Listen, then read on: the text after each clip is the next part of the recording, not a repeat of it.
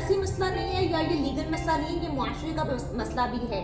ہم لوگوں کو, اپنے بچوں کو ہم کیا بتا رہے ہیں کہ از اٹ اوکے کسی کا مینڈیٹ چوری کرنا, از اٹ اوکے کہ محنت کسی اور نے کی ہو, جیتا کوئی اور ہو, اور آپ اس کا تمغہ اپنے گلے میں ڈال کے ڈٹائی کے ساتھ جائیں گے تو ایک معاشرتی بگاڑ بھی پیدا کرے گا. دیکھیے, ایک سیدھی سی زبان میں آپ بچوں کو یہ بتا رہے ہیں کہ اگر کسی کے آپ پاس دیکھو بٹوا پڑا ہوا ہے, اس میں 10,000 روپے پڑے ہوئے ہیں, تو وہ چھین کے بھاگ جاؤ, کوئی بات نہیں, جو ہوتا رہتا ہے. یا آپ کسی کے گھر ڈاکہ ڈال دو, کوئی بات نہیں, ہوتا رہتا ہے.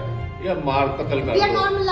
ہاں, مطلب ہے کہ آپ ایک جو جرم ہے اس کو آپ ایک دے رہے ہیں قانونی حیثیت, تقویت دے رہے ہیں, اور اس کو مان رہے ہیں کہ یہ ہاں کوئی بات نہیں, یہ تو ہوتا ہے. تو اس ساتھ میں ہمیں یہ بھی بتا رہے ہیں کہ اگر آپ کے پاس پیسے ہوں تو آپ چیف منسٹر بھی بن سکتے ہیں. اگر آپ کے ابا جی نے آپ کو پاس کرایا ہو اور پھر بھی آپ اپنی جو آپ کا کریئر ہے یا آپ کی تعلیم ہے اس میں ناکام ہوئے ہوں, اٹس اوکے.